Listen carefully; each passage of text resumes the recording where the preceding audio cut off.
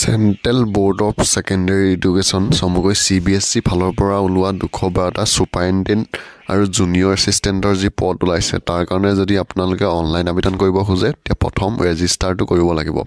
তো আজি এইটো ভিডিঅ'ত মই আপোনালোকক দেখুৱাম CBSE অনলাইন এপ্লাই কৰাৰ আগত ৰেজিষ্টাৰটো আপুনি নিজৰ মোবাইলতে কেনেকৈ কৰিব পাৰিব তাৰ বিষয়ে।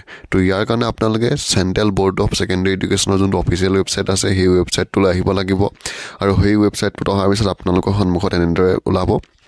তো ইয়াত আপোনালোকে অলপ তললৈ চালে এটা অপশ্যন পাব ফ্ৰেছ কেণ্ডিডেট ৰেজিষ্ট্ৰেশ্যন। তো আপোনালোকে ইয়াত যোনটো ফ্ৰেছ কেণ্ডিডেট ৰেজিষ্ট্ৰেশ্যনৰ অপশ্যন আছে ইয়াত ক্লিক কৰিব আৰু ইয়াত ক্লিক কৰাৰ লগে লগে পিছৰ পেজটো আপোনালোকৰ সন্মুখত ইয়াত এনেদৰে আহিব।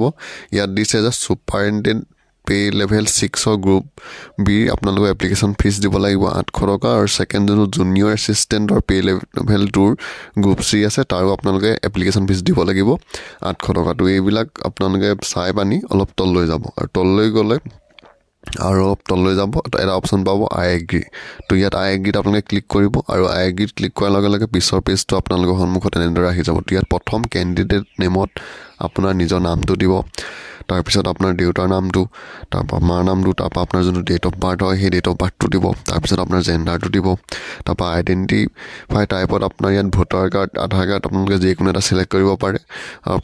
তাৰপৰা আপোনালোকে যোনটো ইয়াত চিলেক্ট কৰে তাৰ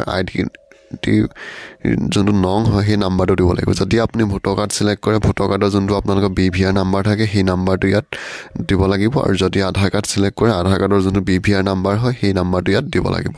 তো মই এইটো ভোটাৰ কাৰ্ডেই চিলেক্ট কৰিছোঁ। তাৰপিছত তলত দুটা অপশ্যন আছে মোবাইল আৰু নং আৰু ইমেইল ID। তো ইয়াত আপোনালোকে মোবাইল নং আৰু ইমেইল IDটো আপোনালোকে দিব লাগিব আৰু মোবাইল নং আৰু ইমেইল IDটো দিয়াৰ পিছত ইয়াত আপোনালোকে পাছপোৰ্ট দিব লাগিব। তো পাছপোৰ্টটো আপোনালোকে পাছপোৰ্ট আৰু কনফাৰ্ম পাছপোৰ্টত একেটাকে দিব। এই যোনটো পাছপোৰ্ট আপোনালোকক CBSE অনলাইন এপ্লাই যেতিয়া আপোনালোকে চাইন ইনত যাব তেতিয়া আপোনাক দৰকাৰ হ'ব। তো মই পাছপোৰ্ট আৰু কনফাৰ্ম পাছপোৰ্টটো দি লৈছোঁ।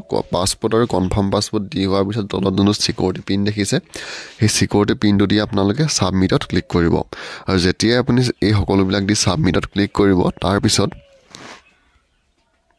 আপোনালোকৰ সন্মুখত এনেদৰে ওলাব do you wish to submit. তো ইয়াত আপোনালোকে য়েছত ক্লিক কৰিব আৰু য়েছত ক্লিক কৰাৰ লগে লগে আপোনাৰ ডিটেইলছখিনি আকৌ এবাৰ এনেদৰে চাবলৈ আহি যাব। তো ইয়াত আপোনালোকে ছাবমিট এণ্ড নেক্সটত ক্লিক কৰিব আৰু যেতিয়াই আপুনি ছাবমিট এণ্ড নেক্সটত ক্লিক কৰিব আপোনাৰ যোনটো মোবাইল নাম্বাৰ দিছিলে সেই মোবাইল নাম্বাৰটো এটা OTP যাব, নহ'লে আপোনাৰ ইমেইল IDটো এটা OTP যায়। তো আপোনালোকে ইয়াত যিকোনো এটা দিলেই হ'ব। তো মই মোৰ মোবাইলৰ OTPটোকে দি তলত যোনটো কেপচাৰ আছে কেপচাৰটো দি ভেৰিফাই এণ্ড ফাইনেল ছাবমিটত ক্লিক কৰিম। তো আপোনালোকেও এনেদৰে ভেৰিফাই এণ্ড ফাইনেল ছাবমিটত ক্লিক কৰিব আৰু যেতিয়াই আপুনি ভেৰিফাই এণ্ড ফাইনেল ছাবমিটত ক্লিক কৰিব তাৰপিছত আপোনালোকৰ সন্মুখত এনেদৰে আহি যাব। তো ইয়াত দেখিছে central board of secondary education CBSE যোনটো অনলাইন ৰেজিষ্ট্ৰেশ্যন হয় সেইটো এতিয়া বৰ্তমান মোৰ ইয়াত সম্পূৰ্ণ হৈ গৈছে। মোৰ যোনটো এপ্লিকেশ্যন নাম্বাৰ হয় সেই এপ্লিকেশ্যন নাম্বাৰটো আহি গৈছে। তো আপোনালোকে এই এপ্লিকেশ্যন নাম্বাৰটো আপোনালোকে ৰাখি থ'ব আৰু যিহেতু আপোনালোকে লগ ইন কৰা টাইমত আপোনাৰ এপ্লিকেশ্যন নাম্বাৰ আৰু পাছপোৰ্ট দুইটা দিব লাগে। তো বন্ধু বান্ধৱীসকল আপোনালোকে এনেদৰে চেণ্ট্ৰেল ব'ৰ্ড অফ ছেকেণ্ডেৰী এডুকেশ্যনৰ যি 212টা ছুপাৰিনটেণ্ডেণ্ট আৰু জুনিয়ৰ এছিষ্টেণ্টৰ কাৰণে পদ ওলাইছে তাৰ কাৰণে যদি এপ্লাই কৰিব বিচাৰে এনেদৰে আপোনালোকে নিজৰ মোবাইলতে ৰেজিষ্ট্ৰেশ্যনটো কৰি ল'ব পাৰিব।